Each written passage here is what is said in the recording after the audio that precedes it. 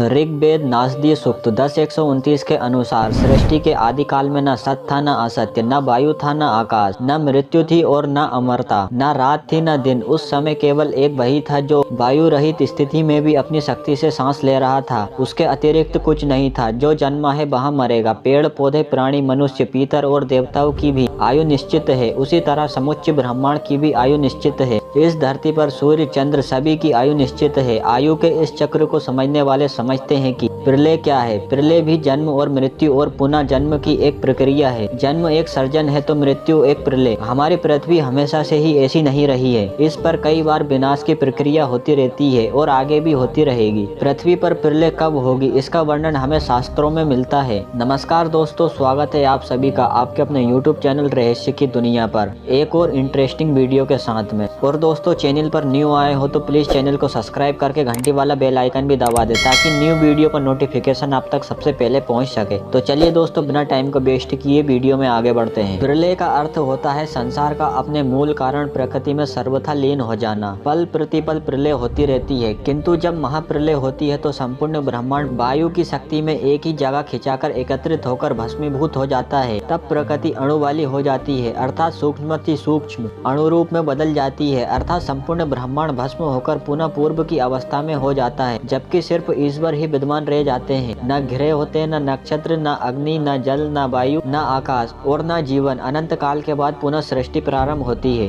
एक निश्चित और नियुक्त काल का पूर्ण हो जाना ही प्रलय है। हिंदू काल गणना विश्व की समय मापन की सबसे बेहतर इकाई है। वेद और पुराणों में समय को संपूर्ण तरीके से बांधा गया है। ऋषियों ने जलचर, थलचर, नभचर और पेड़ पौधे तथा पहाड़ों की आयु जानकर धरती की आयु को ज्ञात किया है। उसी तरह उन्होंने संपूर्ण ब्रह्मांड की आयु का मान निकाला है। पुराणों अनुसार प्रत्येक वस्तु और व्यक्ति के सांसें नियुक्त है। जब तक सांसें चलेगी तब तक ही कोई वस्तु या व्यक्ति जिंदा रहेगा। वेद अनुसार जिंदा व्यक्ति ही नहीं संपूर्ण ब्रह्मांड भी सांस ले रहा है, तभी तो चलायमान है। वायु ही है सभी की आयु। पेड़ पौधे और जंगल सभी सांस ले रहे हैं। सूर्य सिद्धांत के अनुसार वहाँ जो कि सांस अर्थात प्राण से आरंभ होता है यथार्थ कहलाता है और वहाँ जो त्रुटि से आरंभ होता है अवास्तविक कहलाता है। 6 सांसों से एक विनाड़ी बनती है, 60 सांसों से एक नाड़ी बनती है और 60 नाड़ियों से एक दिवस अर्थात दिन और रात बनते हैं। 30 दिवसों से एक महीना बनता है। एक नागरिक मास सूर्योदय की संख्याओं के बराबर होता है। एक चंद्र उतनी ही तिथियों से बनता है। 12 मास एक वर्ष मानते हैं। हिंदू पुराणों के अनुसार प्रलय के 4 प्रकार बताए गए हैं। पहला है नित्य प्रलय। वेदांत पुराणों के अनुसार जीवों की नित्य होती रहने वाली मृत्यु को नित्य प्रलय कहते हैं। जो जन्म लेते हैं उनकी प्रतिदिन की मृत्यु अर्थात प्रतिपल सृष्टि में जन्म और मृत्यु का चक्र चलता रहता है। कई तरह की प्राकृतिक आपदाओं को भी नित्य प्रलय के